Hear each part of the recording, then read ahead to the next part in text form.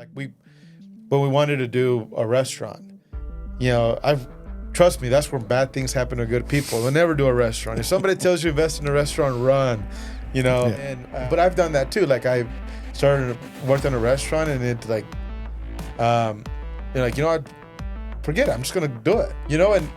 And that's kind of the whole mentality of what life's all about. And just go do it. Figure out if you can make it happen. If you can't, guess what? You're not gonna look back and wonder. I wonder if that would have worked or not. And no regrets, baby. Get after it.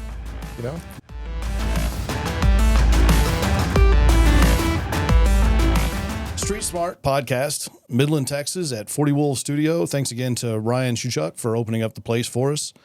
Talking today with a really longtime friend of mine, Aron Marquez. I was just telling you before the show, I was kind of thinking back on it. I've known each other for like 18 years at this point, which makes me feel real old. Yeah, it's a long time. But yeah, it has been a long time. It's been good. Yeah. A little bit of a gap in between, and then reconnected a good 5 years ago at Wildcat, obviously. But you're a hard man to pin down, so I had to come to Midland and then just kidnap you, bring you here, and but it's awesome. I appreciate you making time. No, thank you for having me, and I look forward to doing this. And 18 years, that's a long time. It's incredible. Our relationship's old enough to vote. Yeah, 18 years in oil and gas years is like 36 years in regular life. I mean, it's amazing. It definitely long time. It'll put it on you for sure. So yeah. And you've obviously your story's well known. Been on a lot of shows, but I'd love to kind of go back and just kind of recap when your family first came to the States, and we'll go through that pretty quick, but because now you've done so many things, we need to talk about them.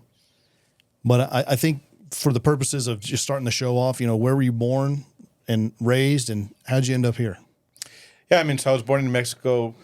We moved to the U.S. when I was 11. Raised in West Texas. Everywhere I go, it doesn't matter any part of the world. I always say I'm a West Texas, Odessa, Midland guy. Went to Permian, graduated from Permian, and then from there been in Midland pretty much since. So it's a blessing to be from West Texas. It really is. Yeah, it is. And obviously I was born and raised here also. And, I tell people the blessing is, one, you learn a really strong work ethic out here. Right. The other is Midland is a very unique community in that they can spot people that are full of bullshit pretty quick. Yeah. But if you're from here, you're in. Right. But if you're not from here, you got some proving to do. So it is, for me, it's been very advantageous to be from here. Yeah. No, it's great. I think that's the best thing about Midland is, in like everything in general, is your reputation is everything. Your reputation is your resume, is your calling card, is your references. And in Midland, that's even magnified even more, because even though Midland's a small town relative to Houston or Austin or Dallas, a lot of heavy hitters are based here in Midland. A lot of great companies are based here in Midland. There's people that come from all over the world to raise capital here in Midland, Texas. So in Midland, your reputation's everything, and we're very fortunate to call Midland home. It's a unique place. I think you'd be hard-pressed to find another, when I was living here, there's 100,000 people, there's a couple 100,000 now, but a town that size that you can go pretty much anywhere in the world and they've heard of Midland, Texas. Yeah. No, it is. It's phenomenal. Whether it's Jessica McClure or oil or Permian Panthers, and you're like, well, that's Odessa. Baby It's kind of the same thing. Yeah, Baby Jessica. Not quite. It's close, but whatever. But no, you're right. And so when you were a kid coming up, what did you want to be when you grew up? Honestly, a politician. Like, I always wanted to be a politician. Even as a kid? Even as a kid, I wanted to be a politician. I wanted to be like the president of Mexico. I wanted to be like the president of whatever. But you have these ambitions of what you want to do, but and a businessman. That's kind of what really wanted to be. And growing up in Mexico and seeing your grandparents watch all the telenovelas, and you watch all these great cool buildings in Mexico City, and I was like, I want to be that guy. I want to be the guy that shows up in a suit, and with a briefcase to go to work, and come home wearing a suit and a briefcase. And fast forward that 40 plus years, And now the guys that are calling shots are wearing T-shirts and jeans and making a lot more money than the guys wearing the suits. So it's kind of like it's a growth in generation and customs and and the way society is now. You know?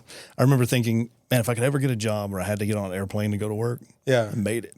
Yeah, I mean, the first time, for example, I was talking to Mom here about this the other day. Is the first time that I ever flew on any plane, I was 19 years old. Flew from Midland to Houston, and I didn't know what to expect. 19 years old. And it's just kind of looking back, because now I fly 5 times a week, maybe 3 or 4 times a week. All of us just take it for granted. Just get on a plane. It's like, it's incredible. And I have a 3-year-old son, P, and he's probably flown, so many times even before that. But it's Patrick's had a pretty cool life. Yeah, but it's just amazing how, just kind of looking back, I was like, I can't believe my first fly was I was an 19-year-old kid, when I first got on an airline. But it's amazing. Yeah. It is amazing, but I think it speaks to kind of the time. Right. The flight was not, it was accessible, but wasn't something people did all the time. Right. I remember growing up, Houston is a good 8 hours from here driving. We were driving it. Yeah. We weren't flying. Yeah. And so, it wasn't atypical, but to your point, P's had a pretty good 3-year run. Yeah. Not quite bad. He's doing okay. Not bad. He's doing okay. So you want to be a politician or a businessman? Those are my two things. I love playing sports growing up, and I love playing soccer. I love boxing and every sport you could play. Like Chris Rock says, all the sports you can play for free at the park. That's what I was good at. I was good at those. I was like and so I enjoyed sports. But career wise, I've always kind of wanted to.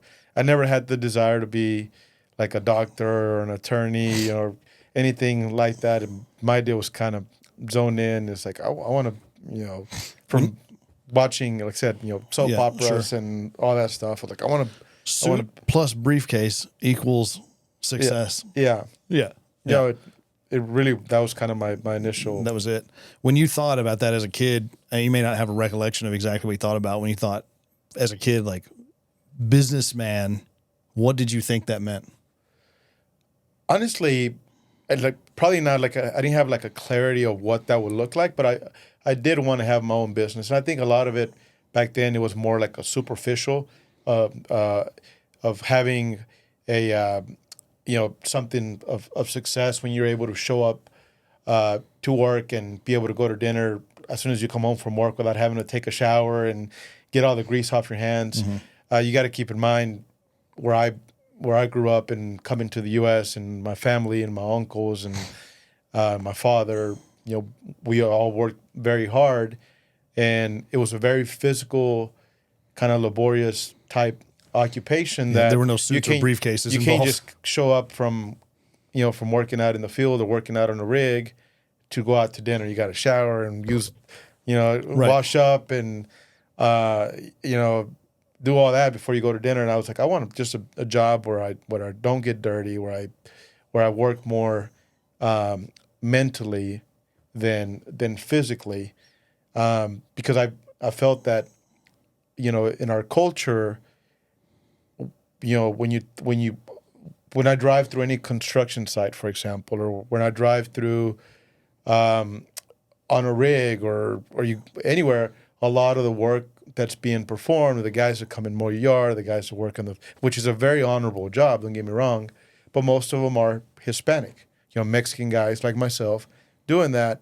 And I wanted just something a little bit more for me. I wanted something that, that I can employ people, take care of them better, but also give somebody an example that, hey, you don't have to be a laborer, you don't have to work, a rig hand. There's nothing wrong with it. Like I said, there's very honorable jobs, but you could also be the CEO of the company. You could also employ people. You could also sign the checks in the front, not the back, and so giving people that motivation, if you will, of, hey, I could do a whole lot more if this guy that that didn't learn to speak English until he was older or wasn't even born here. If this guy can do this, so can I. Sure. And so that's kind of what motivated me is, in that sense. Yeah, and I think it's important. What you're saying is, being an example of not setting a self-imposed limit on yourself, and saying, well, this is all I can be. Yeah. Right. What was your first sort of entrepreneur venture? Mowing yards, and like I Was said, all of ours. I'm horrible at anything like mechanical. Like I struggle with, like, I couldn't jumpstart a truck. I'm horrible at doing anything like that. So like mowing yards for me was great. I wanted to make money, and but I wasn't very good at it. I was able to get go ask people to mow yards, and I would go mow the yard in charge and do well. But I knew that the quality of the work was not going to give me a callback, if you will. And I said, I could mow a yard marketing and selling gets you sold once, quality gets you sold twice. Mm-hmm. And I was afraid that the quality of the work, the way I mowed the yards, the grass, when I would mow the grass, it would irritate me. I had rashes going down my leg and my neck, and I was like, this is not good for me. And I asked my brother and his friends to, we'll split profits, and I'll go ask people, and I would pay them, and I will keep the lion's share of the $10-15, and it worked well for them, and it worked well for me. But I think there's a bigger picture coming from that, because that kind of shaped me in the way I do business and the way I look at opportunities. Is you don't have to do the job yourself. You don't have to physically be able to do something that you're selling. You just got to know how to market it and build a team around it that can execute what your vision is. And that's what that situation taught me is, I couldn't mow the yard like I could, but I found the right people to be able to do it. But I know that my skill sets were crucial in selling, getting the customers, making sure that the customer's right, and then taking care of your people. So that applies, those principles in business apply to any business in any industry, and those never go out of style, right? It's about customers, it's about your people, and executing, delivering with good quality, and kind of those principles is something that I never forgot. Yeah, and what's interesting too, and I think gets lost in that concept, is the idea that if you had chosen to go the path like, yeah, this irritates me, and it's not really, I'm not the best at it, but I'm good enough at it, you're only going to be able to service a certain number of clients because you're just one person. Right. But if you have people doing the work, you can pick up more clients. Right. So you can actually grow the business, so you don't end up limiting the business because of your own, capacity. Right. Right. So that's a point I think gets kind of lost in the shuffle there. You touched on it, and I can tell you from working for you on 2 different occasions, that is absolutely how you structure your business, whether you're managing a department, which is how you and I first became professionally connected, or you're running the business. It's about, you set this vision, and then you put a team around you to execute that vision. Right. And the best thing I can tell you from working for you is you stay out of our way doing it. Yeah. I mean, there's like we always hear and read, on so many different occasions, is there's no point to hire great people if you're going to have to micromanage them. Right. So, hire tough, manage easy. We hear that constantly.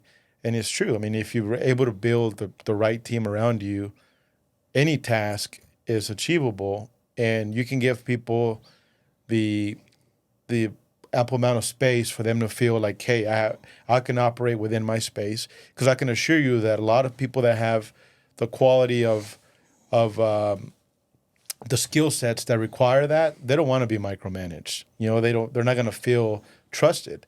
And I think that it's a good balance to be able to check on someone. Hey, how are things going, or whatever. Holler at me if you need me, but you don't need anyone breathing down your neck, because then it becomes a little bit overwhelming. Sure. So, how old were you when you did your lawn business? I was 13. 13. Yeah. And so then you graduate high school. What do you do after that? So I started working immediately because one of the things that for me at that age, we had just become basically legal residents, and I didn't have a roadmap of. You're not citizens at this point, though. No, Not citizens. Just had your residency, Right? Yeah. I didn't have a roadmap of I'm going to this university. I'm going to this. Like I just didn't have that. My brother graduated. He went straight to work. I didn't have no one that I followed. My friends who in high school, everybody just went to work. So that's what I did. I went to work and I was like, I'm going to work this summer and then I'm going to go to school in August. And so I graduated in 2000, May of 2000. I started working at Huntsman, and I was making a lot of money at that point. I was making pretty good money for me. What was your job at the Huntsman I was plant? a laborer. This is at the plant, no doubt. This is at the plant, yeah. I was a laborer, but I was a laborer for 6 weeks, and then I got promoted to the lead man. And then I had like 8, 9 guys that were under me. And what I did then was like, okay, what can I do that's better than these guys for me to stick out? One, health and safety, as you're well aware, continues to be, a focus and the core value of most companies, if not all companies, as it should, because it's part of business. It's not safety, quality, it's part of business. You should be able to do your job and do it safely. Yeah, it has to be integral to what you're doing. Interwoven in what you do. So a lot of those processes, things that were changing back then in the early 2000s, most of which were incorporated through PSMs in forms of job safety analysis and things like that, where a lot of the laborers who I was working with could not write English. So I would kind of write all of our job safety analysis and translate for them and go over with them and talk to them about it. So whenever our supervisor would come, it was like I was the point contact for him. Hey, make sure that the guys understand that this pipe is very hot, or that you're doing this or whatever. So I started really translating things. So our company first adopted, bilingual JSAs. Everything was English and Spanish because of some of the things that we were doing. So I just kind of found ways to be able to stand out. Our shift started at 6 in the morning, and I would get there at 5:30. I was early. I would always leave late, help everybody get their paperwork. Things that were not expected from me, but I was trying to find things for me to, to kind of stick out. Break time was over. I knew break time was, went to break at 10 a.m. At 9:55, I was up with my hard hat on, with my safety glasses, ready to go. They never have to come and get me. I always found ways to be able to stick out. So I got promoted, and I was like, man, I'm making a lot of money. And I started going to school at night, and I went through my 2-year degree there, and graduated. And that's when I got hired on with Neighbors. And I went through UConn, University of Connecticut, trying to get, my degree through a co-op program. But I kept getting promoted, and I was like, most people go to college to get a career, right? And I had a career, and if I'm able to kind of do it at the same time, then it makes perfect sense. Of course, I went back and finished at the University of Oklahoma, which was important for me because I wanted to finish I wanted to go to grad school, and so I finished my bachelor's at OU, and then I was going to do the MBA program at OU. But there was no point for me to go to grad school when I was already building businesses of sizable amounts. So now with the University of Oklahoma, I have this tremendous network, and that when my son wants to go to school and he lists on his application where did your dad graduate from college, he can say proudly the University of Oklahoma, and it's something that I didn't have, right? Now he has, and when he graduates we're in high school, hopefully he goes to OU if he wants his education paid for. Just kidding. But he at least has a point of reference. Hey, my next step after high school, I go to college, and now I have 2 nieces that are OU, and a nephew that's at OU, And, so that kind of changed the whole mold of what do we do after high school? I graduated and I did that. My path to that was different than most. I wish I could have graduated from college, from high school, and be able to go to university for 4 years and party and meet great people and experience, life as a college student. But I didn't have that. I didn't have that flexibility. But looking back, I wouldn't change one thing of how I graduated, when I graduated, and what I did during that time. It's interesting going back, and I know this part of your story just because I know you. When you first came to the U.S., you didn't speak English, right? And then they when you get into school, they put you in an ESL class, right? And you voluntarily asked to be moved to an English speaking only class, right? What gave you that sort of mindset and mentality of I've got to be able to function in both worlds if we're going to live in the States? See, back then when we came to the U.S., my cousins that lived here, they almost not all, but and friends too, they saw speaking Spanish as a derogatory thing because they think, oh, you speak Spanish or you're this and that or whatever. To date, I'll proudly say I'm not Latino. I'm Mexican. I was born in Mexico, and I'm blessed to be a U.S. citizen. And for some reason, people kind of shied away from speaking Spanish as if it was a negative thing. For me, I was born in Mexico. I love my country. I love where I come from.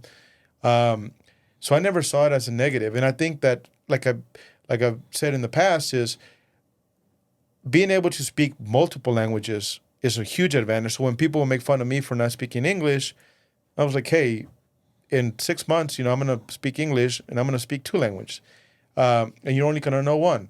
So I always see that as an advantage, and now as an adult that I've traveled the world, everywhere you go, I think 70% of the world speaks 2 languages, and like 40% of the world speaks 3 languages. If you go to any place in Europe, a lot of those people speak, 5, 6 languages. Several languages. I was seeing something on YouTube the other day because I picked up playing tennis, and Djokovic, like he speaks like 8 different languages. I mean, it's insane. And I think that people feel that because we're American, that everybody needs to speak English. And we have some rude awakenings when you travel to like France and you show up and you're like, hey, how you doing? And they look at you like... Well, they speak English. They just choose not to. They do, but they choose not to. Yes. But it's just kind of, but no, that for me, it was just I didn't see it as a negative. I saw it as a positive. And the only way that I was going to be able to do that is getting out of that comfort zone of... I'm in this classroom with everybody that doesn't speak a lick of English.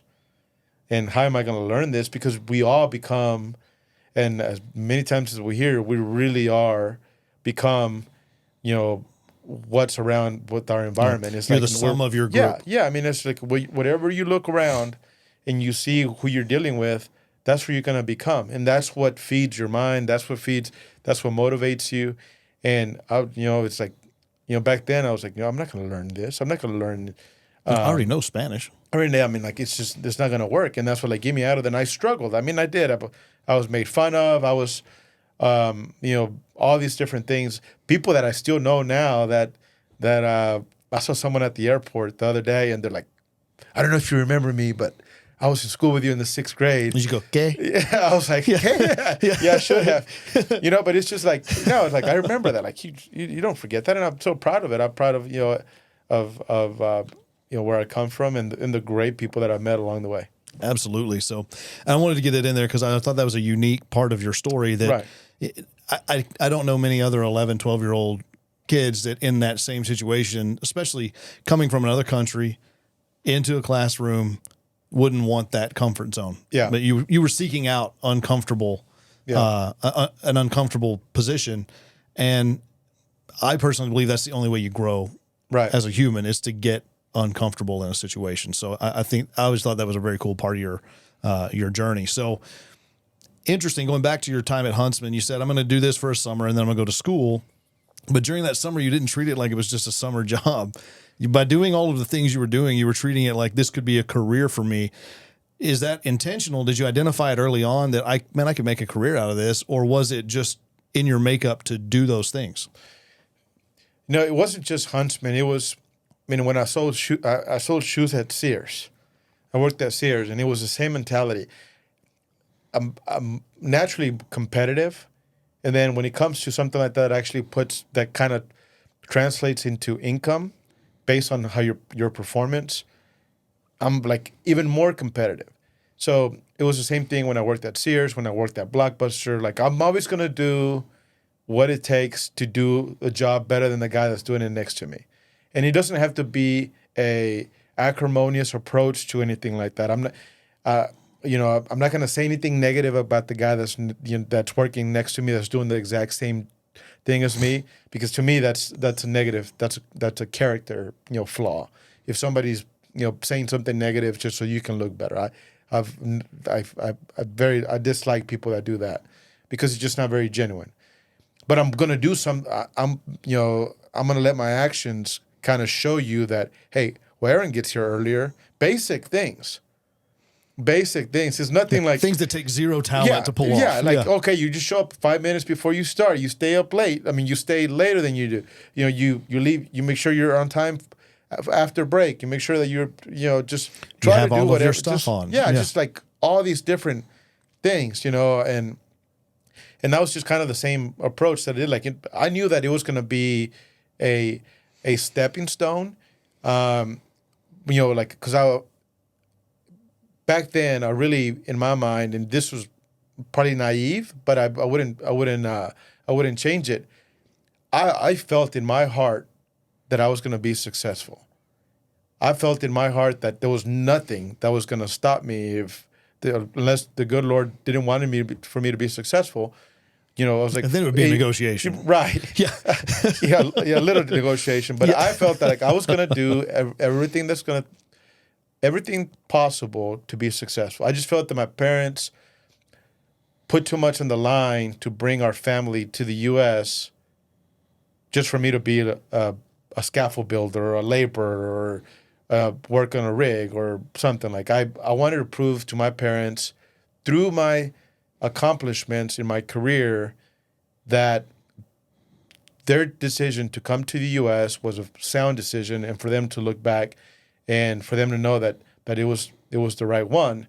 And back then I would look at things like accomplishments of I want certain things, I wanted to get a degree, I wanted to have my own business and be successful. But what I really wanted was security. I wanted the security for my family and myself more so than anything, accomplishments and accolades or having a big title and a big job. Like I really wanted to have the be able to provide for my family, be able to be a somebody that they can look up to, somebody that they can just somebody they can be proud of, if you will, and that's what I wanted to accomplish. And I felt that whatever I do, I'm gonna bust my tail and be successful. And that type of mentality pays dividends to have this unwavering belief system that I'm just going to succeed at what I do. And it's hard to fault you for that or even say you were wrong. So when you were in that moment and you say you wanted security, were you able to identify that that's what you were after in that moment? Or is that a retrospective thing where you're looking back and going, in the moment I wanted these things, I wanted the accomplishment, but now as an older adult looking back on my life, what I was really chasing was security. Is that something you've seen in retrospect, or in the moment you were able to identify that? No, it's looking back, it's obviously more clear. But when you're living through certain things and growing up, and there's 6 of us, and my dad working long days and hours, but the income was short. To be able to provide for for our family. So like you just want, you know, you want to be able to kind of provide to where you don't have to worry about, bills and, and things like that, just basic things. Obviously, as you grow, you want more, and you kind of lose sight of security. It becomes more of like wants, and then you go back to a cycle of, okay, I don't want that anymore, because, once you can have whatever certain things that you perhaps wanted in the past that you couldn't have, then you realize that what you want is not the material thing that you wanted. What you really want is the ability to be able to buy it. And now that you can buy it, you're like, well, I don't want it anymore. I might buy it. And it's just, we all have different means of motivation, right? So some of it could be like, I wanted my parents to be taken care of, where they don't have anything to worry about, and they are, right? So that was a level of security for me that I wanted for them to be, taken care of, and also a way to show appreciation right. for sacrifices that were made to, no doubt, put you in a position where you are today. Right. So I mean, it's just it all kind of goes hand in hand. The security, the being able to kind of take care of your parents, and also finding those things to motivate you. Outstanding. So from Huntsman, is that when you made you went to Neighbors after Huntsman? Right. All right. And so what made you make that change from Huntsman to Neighbors? And knowing a bit about your background, you mentioned that you looked for ways at Huntsman to separate yourself from other people, not in a negative way, but ways that, very similar to my own career, like look for gaps that aren't happening, or aren't being filled, and then say, I'll do that. Yeah. And for you, and that conduit was safety, HSE. Right. And how did you transition then from Huntsman to Neighbors as the safety manager for the Western? Was it the districts or regions? District. Yeah. It was a district. So it was a Western district, one of the largest districts in the company. Yeah. And they hand that over to, I'm guessing you were like 24 at the time? 24. 25? Yeah. 24. Yeah. I was 24. Yeah. How's that transition happen? I mean, I think that the oil and gas space on the drilling side, completion side, pool well services back then, I mean, the total recordable incident rate was considerably higher on that side than it was in petrochemicals like Huntsman, and so there was a lot of low hanging fruit, that things that we were doing at Huntsman, from PSMs and things like that I incorporated initially from the beginning at Neighbors that were being well received by management. When you entered Neighbors, what was your position? I was a safety specialist. Okay, so you weren't the manager quite yet. No, you were just a specialist. I was a safety specialist. Who's your manager? Jeff. Remember Jeff? Johnson? No, Bister. Oh. Yeah, Jeff. Yeah. When you said Jeff, I thought Jeff Johnson. I was like, no way. No, that guy was no, over no, safety. Jeff. You're remembering that wrong. And so he had no background in safety. He was part of like the growth, and he got placed in that position. So he kind of counted on me for, and I had just finished, school at Odessa College. And so everything that I would read and learn and different. And your associates was in HSE. HSE, yeah. Right. So I would apply, like the way we measured injuries and behavior-based blowing safety. people's minds back then. Back then, it was like a hot thing, man. It's like, are you kidding me? This kid knows magic. So, I mean, it's just like all that was well received by management, and that gave me the opportunity as we started growing, and we worked through a couple of acquisitions, and so I was able to end up kind of running the department when they made the change with Jeff. And that gave me, a tremendous opportunity for me to be able to grow and kind of learn on the job, if you will. So it was a great opportunity, at Neighbors. We saw so many, incredible things, a lot of growth. And I mean, in the health and safety space, as you know, it's very humbling because when someone gets injured, you're the guy that goes and talks to the family. You're the guy that, that's there at the emergency room. You're the guy there that's doing all the, you kind of develop a personal relationship with with all your employees because you train them, you're part of the education, and then you go through these investigations, and then you're like, well, this procedure didn't address clamps and that resulted in this, and there's all these different failures that you see after an injury, and some of it you feel personally responsible. And I think that in this space that we're in, everyone feels responsible. And if you don't feel responsible when somebody gets injured, you're not in the right place because it's all a good person, right? Yeah. So you're always kind of, and it's just different things. I mean, at Huntsman, we saw so many. My first day on the job, just saw some incredible. I mean, we had a big fire and people died, and I mean it was. That was day one. That was day 1 or 2 when all that first happened over there, and it's just very sad to see, and it's just I mean the people that are in HSC I have a lot of respect for, and that's when management, as anything that revolves on giving our employees, making sure employees are healthy and have all the resources to be well educated and well versed in the surroundings and what they're doing and staying safe is. Yeah. Well, and you couldn't have found a better company in Neighbors to help you. I mean, because at that point that's really your first opportunity to manage at that level in an HSC group, and you're building a team.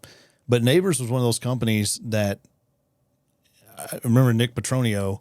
He would say, incredible guy. And he would say, if it's not safe, we're not doing it, and meant it. Yeah. And that was from the top all the way through the organization.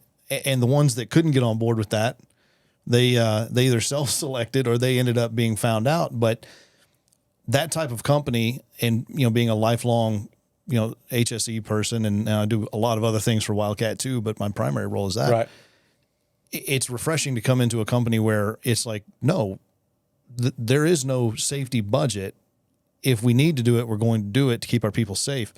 I can't think of a better scenario for someone like yourself coming up to have that type of leeway. No, I mean, I tell you what, Neighbors was an incredible company to work for. Neighbors is an incredible company now. I attribute the little bit that I've done through everything that I've learned at Neighbors. I think that not only did I meet some incredible people, Johnny, a lot of the people that I met, but I think Neighbors as a whole, as a company, is they've always they were the standard, they are the standard in I'm sure of just trying to find ways to be, safer, more efficient, more environmentally friendly, and when you have those core values. People are our greatest assets. It's just all these different things that they had. People believe it, and what I like about Neighbors is they always they didn't go in a safety meeting as management. We didn't go in a safety meeting and say people are our greatest assets. All these different, things, and then did something different. Everything was very parallel to what was communicated in meetings and in writings and everything. So no, it was a tremendous opportunity to be able to do that. The first time, because when I moved to Huntsman, from Huntsman to Pool, Neighbors, we had a hand injury, and one of they called it in, and they're like, this guy got his hand stuck in the elevators or whatever, and I didn't know. I had never been on a rig before at that point. At all, so I was just like, got your hands in the elevator. I was like, is that how they get up there on those rigs? Oh no! I thought it was in my mind. Thankfully, I didn't ask that out loud. You say, yeah, I have a question. Yeah, I was like, thankfully, I didn't ask. Like, that's how they got on top of the rigs. I had no idea, and and then when we did the investigation, there was all the pipe latching and all that. I'm like, okay, that's what the elevators are. Okay, got it. No, but no, it was a adjustment getting to the oil and gas space. On the drilling completion side, but man, I loved it. I'm still here. That's what we're doing now. Yeah, I'm still here for sure. Yeah. So you were Neighbors for a time, and that's when you and I got connected. I was hired to do a very specific role, and then morphed into some other specialist roles within Neighbors, which was very unique, and I learned a tremendous amount as a result of it. you leave Neighbors, and that's really when you left, when you started your first true standalone, this is Aron's business. Right. Yeah. You know, that 2008, 2009 was a difficult time in the industry. It was a tough time. I mean, it was a very difficult time. You know, as you recall, we lost one of our best customers at that time. Overnight. Got a phone call like, hey, no, you had about 80 rigs out for us. Go ahead and park those in Andrews. That was one of the things that it was just, that didn't sit well with me. And so many other things. I don't think just you. Yeah, it's just not the way you do business. Yeah, no, it scared me that you could have this incredible lifestyle. I wasn't speaking for me because I wasn't doing that. But a lot of our senior team, a lot of, and all could be taken away from you by an acquisition or a merger or a loss of a customer or a whim, just something. And I was like, man, this is something. And at that point, I was like, you know what? I just want to work for myself, and you know, and I'm gonna figure out what I still had no idea what I was gonna do and how I was gonna do it, but I knew that. You know, I had the opportunity to start buying minerals and royalties, which kind of gave me a new perspective on the oil and gas side and the upside. And looking back, I wish I would have bought a whole lot more stuff than I did, stuff that we passed on. But my partners were very conservative, and you know, and when we were modeling, you know, different things. But he gave me a really good opportunity to, you know, to kind of work more like independent, you know, really more analytic, working more with analytics and looking into data and things that I'm not very good at. You're great at that. I mean, when we asked you to do the stuff at you know, at Neighbors with the rescue, like they'll bring me this big manual. I was like, I could not even go through half of that without falling asleep. That's just not the way my mind works. Well, you told me you'd fire me if I didn't go through it. Yeah. So I just had to suck it up. And so I was like, you know, so what can I do? So this was, buying minerals was a different approach for me. And then when Wildcat came about, it was my dad. You know, my dad was working steel for Cameron, which was Bernsko in Odessa, you know, remodeling BOPs and testing them and things like that. And I went and saw my parents for dinner, and they're like, why don't you just go buy some BOPs and we'll put them to work? And that's how that... You said that to them? Or? My dad told me that. He's like, you should go buy some BOPs and put them to work. And I was doing great buying... Your dad's, hey, you know what would be great for you to buy? Yeah, some stuff for me. BOPs for me. Yeah. That's basically what it was. And I came back and I had Ivan, one of my good friends, Ivan, that was interning for me when I was buying minerals. Keep in mind, that's St. Andrews, right? St. Andrews, yeah. I have Ivan that's interning for me. My sister had just graduated. She was going to college at the same time at UTPB, and she was working here in downtown Midland for a great company. But they told her that she couldn't take half days off anymore. Addie was? Yeah. She couldn't take half days off anymore because they needed her to be working full time. The nerve of them. So here we go. It's me, started just buying minerals, and I have an intern with Ivan, and then Addie's in my office. We have an executive office. We have 3 desks in there, and I'm just like, what the hell? This sucks. How am I going to afford this? Yeah. Because and Addie calls me, and she's like, and I have never told her this, but she'll listen to this, I'm sure. But she's like, hey, do you think I can come work for you? Because they're not going to let me go to school anymore so I have to quit or not go to school. And she's like, you think I can come work for you? And I was like, yeah, of course you can. I'm like, what? You know, but I was like, I'll figure it out. Oh, you wanted to get paid too? Yeah, so like, it was not an intern. Unpaid internship. So she came and worked for me, and so when I went and had dinner with mom and dad, that's like, you should buy some BOPs and put them to work. You know the business, you know, and that's what we did. We bought, 6 BOPs from Cameron, and my dad built the first closing units, and we started working for Fasken, was our first customer, Fasken Oil and Ranch. And was Wildcat's first customer. And so I went and really had no idea, man. Like I've never delivered equipment. We didn't even have a BOP trailer. We had one of those 20-foot trailers. I went to Big Tex and bought a 20-foot went to trailer. U-Haul and rented a trailer. I put the BOP in the middle of the trailer and like strapped it down, and it didn't have like a stump to be able to set it, so the BOP is like moving everywhere. And I'm not a very good driver, I admit. I'm not a not a bad driver. Don't get me wrong, but I'm for sure. I'm not a so trying to get the BOP off the trailer and stuff. I mean, it was so funny. I pulled up on location, and thankfully the company man was a good friend of mine. That's where we got the job. He's like, Aaron, don't you have a BOP trailer? I was like, yeah, this trailer has a BOP on it. I said, what are they different than this? Yeah. They're like, yeah, like you just set something that has a stump and you're able to just kind of pick it up. I was like, you should go get some. And I was like, oh, I'll go. And I did. I went and bought some the next day. I just no didn't know shortage of about people it. telling you what you should go buy. Yeah, oh, I know. I was like, I mean, literally, I was and then I remember coming back to the yard, and Nelson called me, and it's like, hey, can you bring me a mud bucket? Do you have mud buckets? I was like, yeah, we got mud buckets. I was like, mud bucket. So that is the most Aron answer. Yeah, we got it. Yeah, we got it. Hey, man, can someone find me a mud bucket? yeah. Just literally, I was like, yeah, we got it. I said, well, I don't need it till in the morning. I was like, and so I mean, literally, I would call, it's like, hey, do you have a mud bucket? What do you charge for it? I was like, that's too much. Like, thanks. So I'll go buy one at the supply store and charge that. And I mean, that's literally my rate schedule. I just had BOPs and had a mud bucket was the second thing. And then Nelson asked me for a TIW valve, and I went and bought a TIW valve. That was the third thing on the rate schedule. And so it's fun looking back. It's wild to think about that. I love the story of your mom, sewing patches on a shirt. Yeah, I still have that shirt. I still have that shirt. You should still have that shirt, yeah. Yeah, I still have 12 years later. We're still here almost. Going on 13, awesome. Yeah. So been fun. You found Wildcat.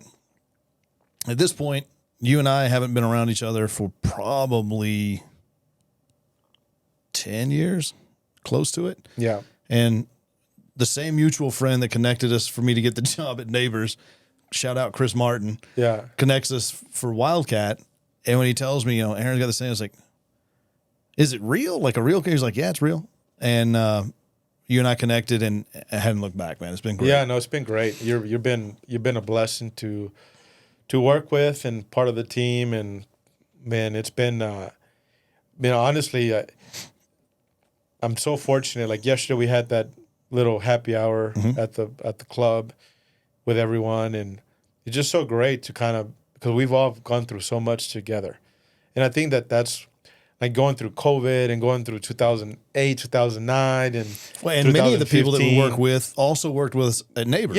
Yeah. So that was cool for me too, to come back here, and it's like, oh man, Gilbert's here, and Jaime's here, and Luis is here, and Luis has gone on to start his own business and things like that. And it's great. It's amazing to come back and connect with people, and then you have all of that history is immediately there. And then we've been through so many trials together as a team here at Wildcat. It's been fantastic. No, it's been awesome, man. It's a blessing. So then I remember we're rocking and rolling, and you text me a bunch of logos and say, which one of these do you like for Flecha Azul? And I'm not taking credit for the logo, but it is the one that I picked. So I'm sort of taking credit for it because it was the best one, frankly. Yeah. How in the world do you go from owning a service and rental company, obviously still own it, to, man, I'm going to start tequila? Was it that you got tired of buying it, and so you thought, I just have my own? Yeah. No, it's cheaper to buy it, by the way. It is. Yeah. It is.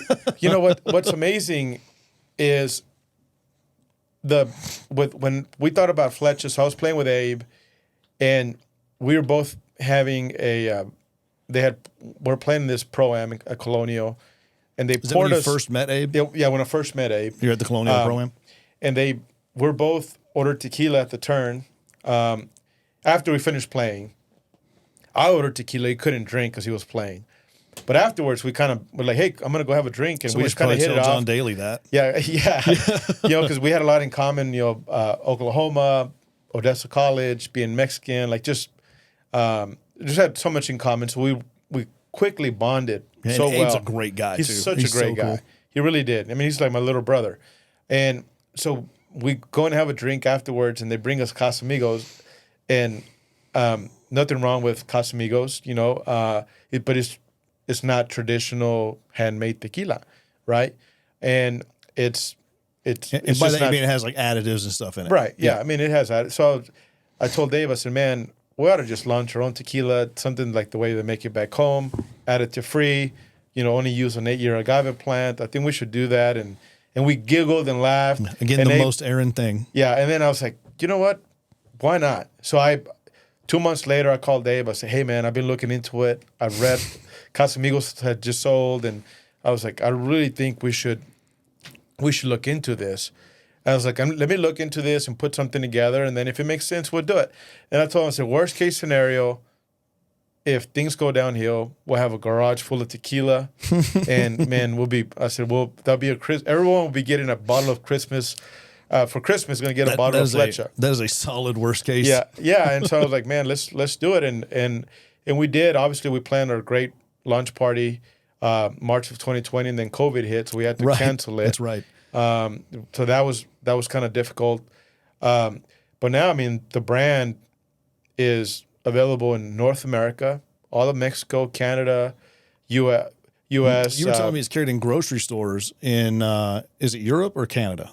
In Europe and in California. I mean, in Texas is the only Texas you can't buy liquor in grocery stores. Or maybe it's the East Coast you were saying is carrying in grocery stores. But like Rouse in California, Albertsons, Kroger, Walmart, thank you for all those. They have been great for us to work with. So yeah, Fletch is available in North America. I'm actually going to Australia with Mark the first week of March. You guys probably need a safety guy down there. Yeah, we do. Yeah. So we're going to launch. We already launched in Australia. We're launching in Japan. We're in France now. We're pretty much within the next 24 months, the brand will be available globally, which has been and so that's pretty incredible. Intense, right? So you have your launch party planned, and then COVID happens, and so you're at that point you've got to be like, oh my God, this we did you ever feel like, and you're probably gonna say no because you're an eternal optimist, but did it ever feel like you were sort of dead out of the gate? Yeah, it was. We were smoking a cigar. I love smoking cigars. Well, I mean, you knew you had a great product. Yeah. The tequila's amazing, but it's still like with the restrictions of COVID, and people want to taste the product. They're not going to just go buy the product because of, although some people do. People want to be able to taste it, and if you're not able to sample it, right, then it becomes a problem. So it doesn't really matter where it's no matter where it is, and then.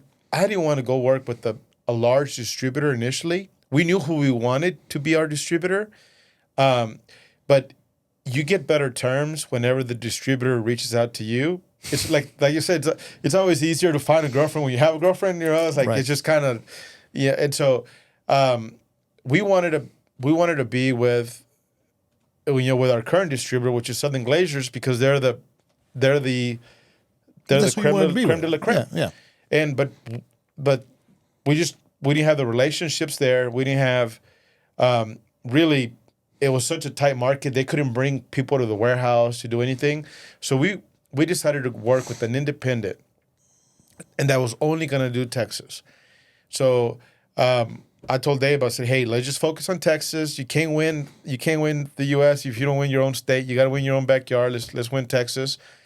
And we worked with them for. We're like we bought 10,000 cases and that's with your money. That's our money. Yeah, it's like that's not like no, it's me and that's Abe. not front money. That's money. It's our money. And we were gonna launch, and this happened, and I'm sitting in Austin with Abe, smoking a cigar, and he's like, man, I was like, this is a pivotal point in this brand's. I said we're gonna look back in a few years and talk about today. We're gonna laugh about our two options are either going to be let's shut down and wait until COVID's over, and then or two, let's go ahead and launch and I told Abe, I said, man, if they do shut things down, people are going to be home and the only thing they can do is drink. I said, so I say let's launch, and vaya con Dios, let's see what happens, and we did. Let's just go ahead and launch. And we didn't have a party. We didn't have anything. So we had our marketing team. When we pumped money into social media. We had money because you weren't going to be able to do events. Yeah. So we're just basically so you could just shift that money over. That's exactly what we reallocated. We reshifted our strategy to that, and we built those cool. Do you remember those cases of Oh, yeah. boxes where you put all the 5 samples? So we started sending that to influencers. Mine, I must have not gotten one. Yeah, It was lost. I think we sent it to the wrong address. On Most that one. likely. Yeah. So we did that, and we just kind of got creative and started, marketing through that, and where people saw it, and we started getting a lot of traction. And then 3 months later, in June of that year, we launched in March. In June, Abe and I are playing golf at Dallas National, and the president of Glaciers walks up to us and says, like, "Where'd you get that hat?" And I had a Fletch hat, so did Abe, and I was like, "Well, like, I know a guy," and he's like, "Well, it's like that tequila's really good," and it's like, "I'm Shelly Stein. I run Southern Glaciers." I'm like, and Abe's like sipping. He's like, he put his drink down, and we both look up, and this is my signature on the bottle. And he's like, I really like your product. I think your guys' product is phenomenal. I would love to hear more about it. He's like, can you guys come by my office Monday, or can I chat with you guys on Monday? I'm like, yeah, we have nothing going on Monday. Yeah, Abe had a tournament. My schedule just cleared up. So we did, and he's like, we want to work with you guys, and they've been Southern Glaciers have been incredible for us. They've been the incredible partner, and has helped us scale. And can't believe I love the liquor space. It's a lot of fun. It really is. Yeah, I bet. And at some point, you get connected with Mark Wahlberg. I don't know how that happens, but I can tell you, because I texted you, I saw him on Oprah with a bottle of Flecha Azul. Yeah, Ellen. On Ellen. Oh, it was Ellen. That's right, it was Ellen. Yeah. And I remember texting you a screenshot of the TV and going, this is surreal. Yeah. This is the same 20-something-year-old kid I went to work for at Neighbors, and now he's got this tequila brand with a professional golfer and an absolute A-list movie star. How do you get connected with that guy? So I met Mark through friends, initially through when I played Augusta National with Abe. Say through Fran? Through friends? Friends. No, just through friends. We had a lot of multiple mutual friends. Initially saw Mark at Augusta when Abe and I were playing, and then we were reintroduced by another friend named Tom Dowd.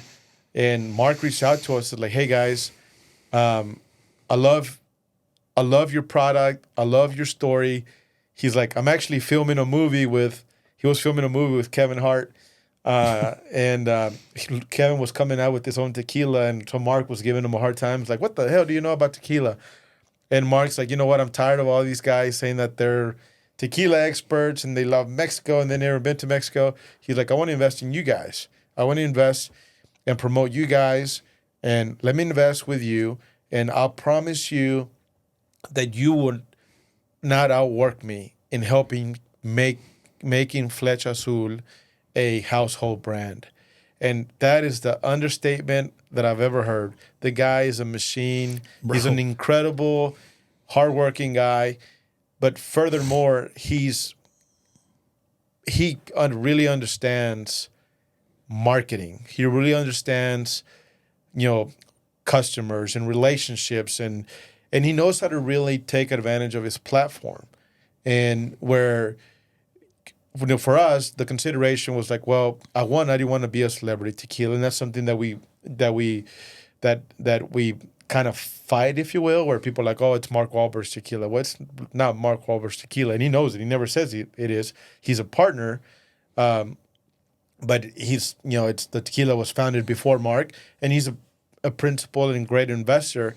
But Mark, he knows how to really take advantage of the relationships. Like he'll call the CEO of Walmart, like, hey, I got this tequila. We're like, and he opens up doors. Yeah, one of my favorite stories about that, you and I were talking one day, and you said, when it was Abe and I, and we had some traction with the tequila, you could get meetings, and they'd say, yeah, be here this day, and we'll give you a 30, 45-minute window. And you said, with Mark Wahlberg attached, it's just like, be here whenever you want. Yeah. For as long as you want. Yeah. I mean, it really opens doors. You'll talk to a retailer and like, hey, we'll talk to you in 3 months. And that's when 100 other people come and present. And with Mark, Mark's like, he'll call the CEO and FaceTime like, hey, buddy, I want to talk to you about my brand. Oh, come on in. And we'll fly to Arkansas. We'll fly to Cincinnati, Ohio. We've traveled last year in 2023, man, I guarantee you, I flew at least 5 times a week, nonstop. And keeping up with Yeah.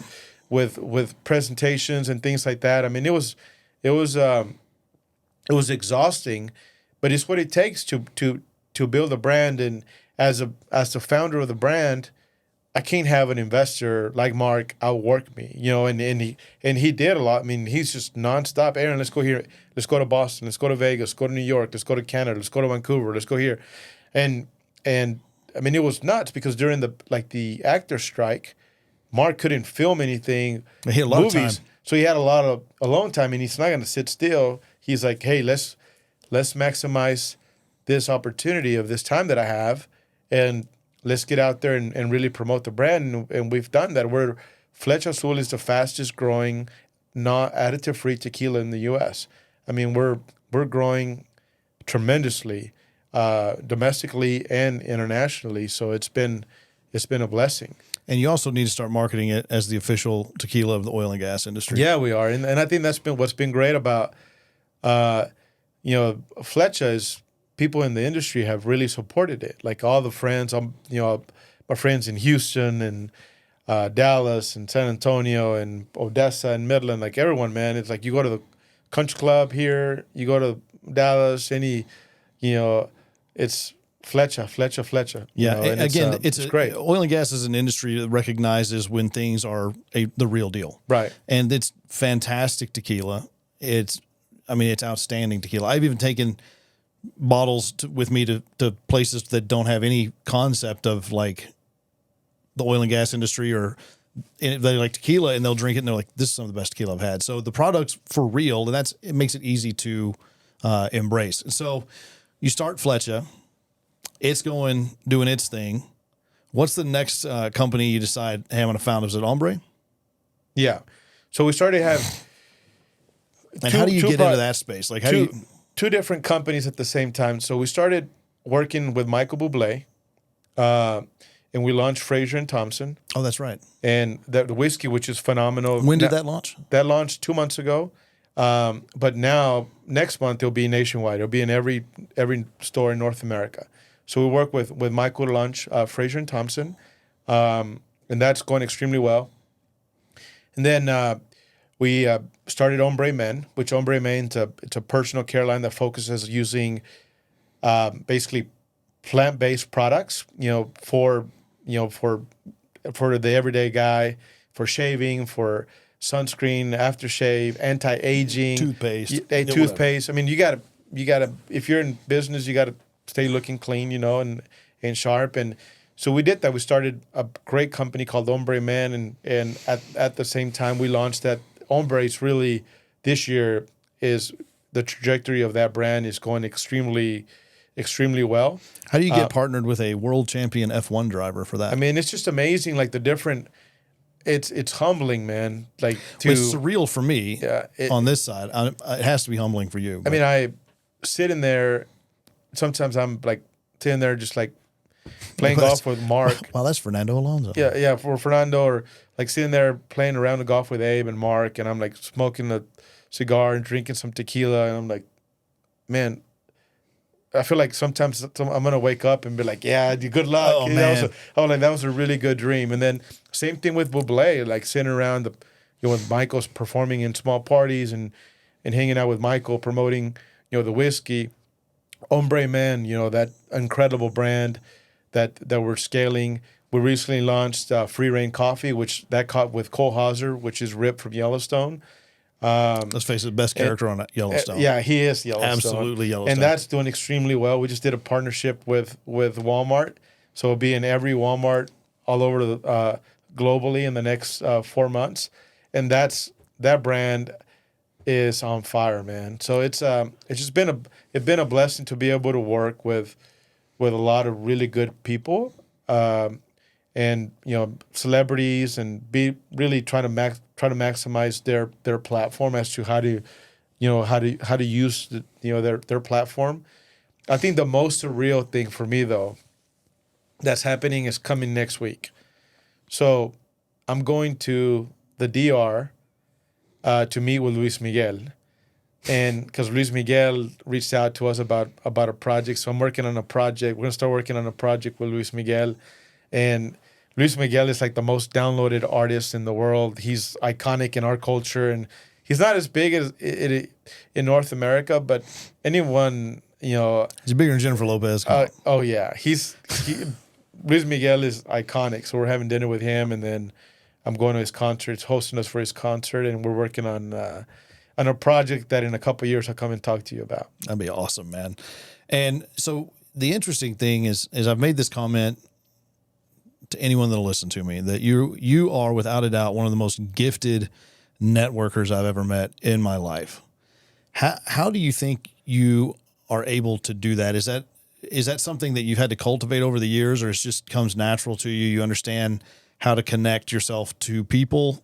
What do you think's made you so successful in being able to network, which is obviously something you've leveraged to be as successful as you are? I think a lot of it started initially. Well, one, like I'm very extroverted, as you know. But I think it started for me being in the oil and gas space and being in, or like working for neighbors and working, even at Huntsman, but primarily neighbors. During that stretch of 5 years, especially when I moved over to operations, is a lot of times I'll be sitting at the Four Seasons in Houston at the bar by myself after the day's over, or being in Colorado, or being in Oklahoma City, or being here in Midland, and you end up during the week alone, because if you go visit a yard in Snyder, Texas, and you're not, and you stay there or whatever, you wrap up your meeting and dinner at 8:00, you just are at the hotel, just having a drink at the bar, and I'm always, whoever's next to me is like, hey man, what are you doing? Like, what are you drinking, or what's up? And you get to talking about sports, you get to talking about everything, and you used to just talking to whoever's beside you and developing, just a rapport with, and you just never know who you're talking to, right? And it just it's just a dialogue of people, and you make people feel comfortable. So that's a big base of that, and then a lot of it is people talk, and like Luis Miguel was a relationship, an introduction through Bublé, right? And then Bublé was an introduction through another partners that we had with Mark, and then the relationship with Mark was through another partnership. So same thing with Cole, with Free Reign. That was through another friend. And people, your reputation's everything. Going back to how we began this conversation is, your reputation's everything. People see what you do. You have to market what you do. I've always been a big proponent of marketing, and you got to market what you do, and that opens up opportunities, for people that are like, hey, this guy brings some skill sets that I can bring, and it's fascinating to me to be able to work on different projects that are completely different in different industries, because you should be like what some of my mornings look like with a cup of coffee. I'm talking about fishing tools and talking about doing an event, we're launching our new bottles in Vegas for the Cristalino next Añejo during Super Bowl week. Sick bottles. And then I'm talking about coffee, what we're doing in coffee, and then, whiskey, and, personal care. Like, and it's pretty cool to be able to get involved in different industries and different companies, and with companies at different, at different stages. Yeah. And I think that my favorite thing, though, in 2023, and what I'm enjoying the most, is being on the board of a publicly traded company, because I wanted to get to that. Like, how does that happen? Is that an invitation? It's an invitation, and it's an honor, to be able to be part of a publicly traded company. And the reason why I'm enjoying that so much is because it's different from what I've done. Okay, so like at Wildcat, it's me, Duke, and Randy, and Tripp. Like, that's our board of directors, right? And we, if we say we're all in, we're all in. It's a fairly quick decision. It's a very quick decision, and same thing on the board of Flecha, and and the other boards that I'm a part of, a publicly traded board is something that's fascinating to me because all the governance, you really have to go in there with your homework fully prepared, understanding every single aspect of what you do, and it's been fascinating. It's something that I really, really enjoy doing for sure. Yeah, and it's definitely something that I know from knowing you that's been on your radar, wanting to do that and wanting to be a part of, ringing the bell and all of those things, and getting to be a part of that, I know meant a lot to you. Yeah. I mean, that's my goal is to always at some point be able to ring the bell of a CEO or a founder of a company. In this particular, with Permian, I got to experience it watching Will and James, which I'm very proud of those guys. What they've done is phenomenal. Be able to do that, and I was like, how awesome is that? But being able to just be on the stock floor and kind of seeing that and watching your stock be available and the buzz around all of that, like that, just very proud of those guys and what they've been able to accomplish. It's been pretty great. So you've taken over the world essentially. Yeah, I wish. Yeah, it's getting better. Where do you see yourself going from here? I know that one of the things that fascinates me about you is that you are constantly looking for the next thing. There's never a sense of, I've settled. And I know you started your own sort of investment company, but I remember the last time you and I talked, you're like, yeah, I did that, but I still got stuff I want to do. Yeah. So what does that look like for you going forward now as you have these brands? They're all in different stages, as you said, but they're all by their own right successful. They're all doing what they need to do and growing the way they need to grow and connected to the people and places they need to be connected to. What do you do now? So we have one more project that's coming that we're launching in March. Like, we partnered up with the family that basically invented mezcal. Mezcal is a category in the U.S. that's growing exponentially. So we're launching a mezcal in March called Los Coyotes, and the family, like I said, the family that are our partners, they export like 65% of the mezcal globally. So we're launching that, and honestly, now that I'm not doing any other projects, I have tremendous more opportunities to do other things, but I don't want to do that.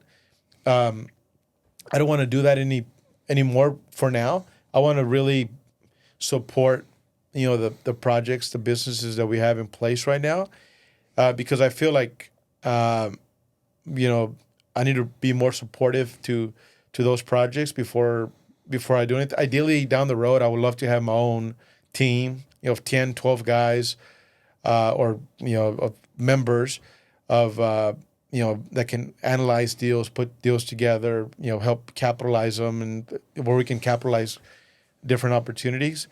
But for now, we're going to explore this opportunity that we have with Luis Miguel, and then I'm going to focus on getting that Los Coyotes launched, and that's it for now, man. I really want to focus on getting these businesses over the goal line.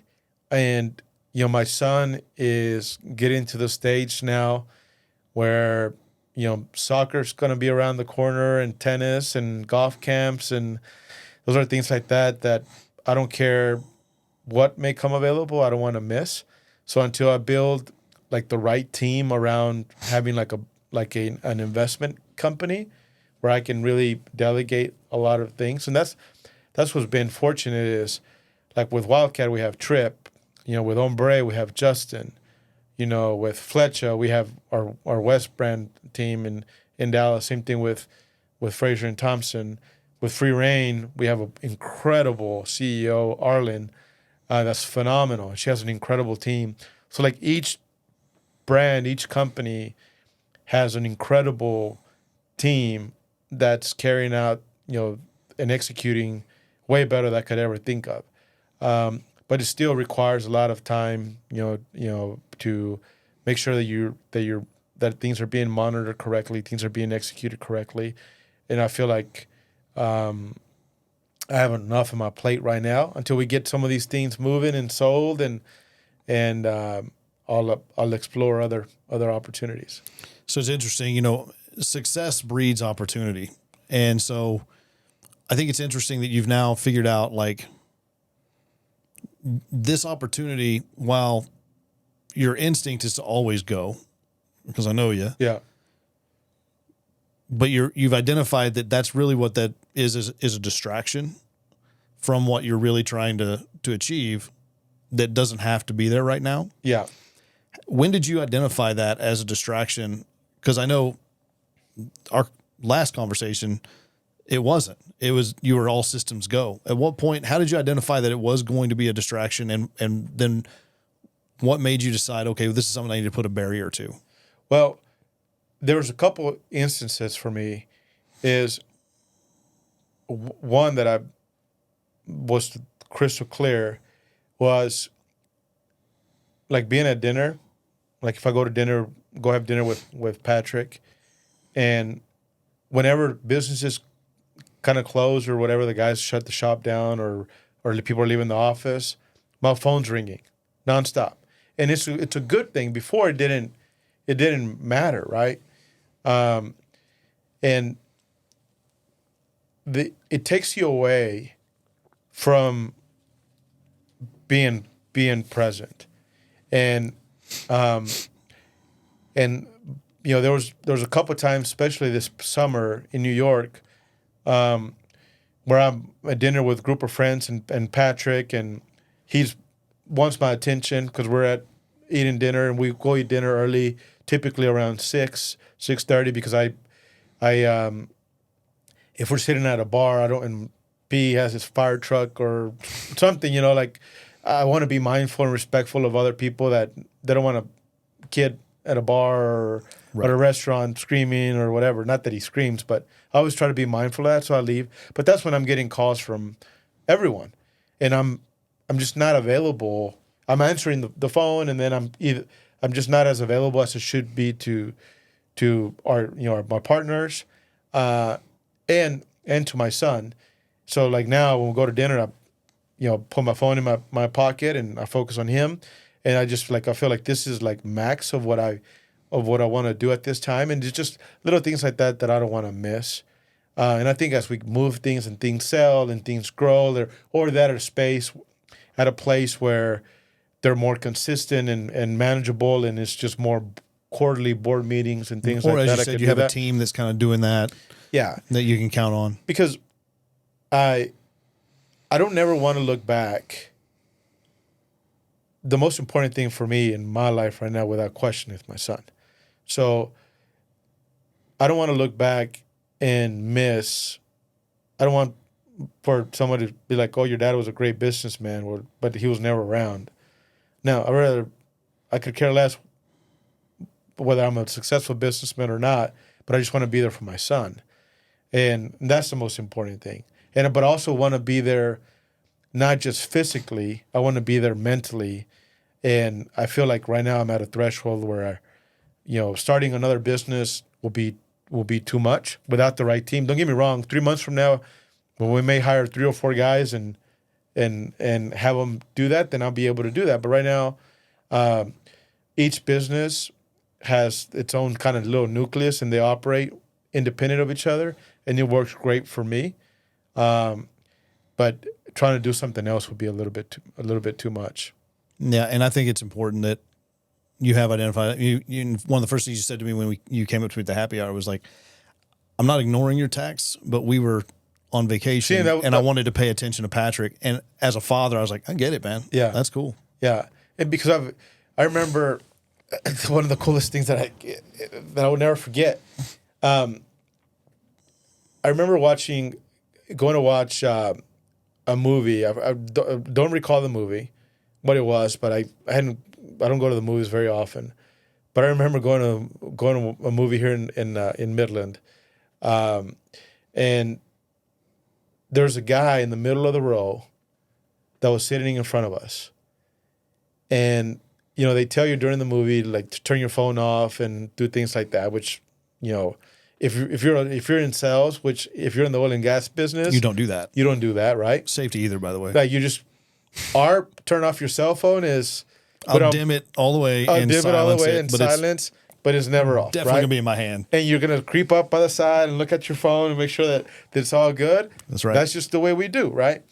So there's this guy that was sitting in front of us that kept getting up, looked at his belt, get up and do that, and come and sit back down, and get up and do that and sit back down.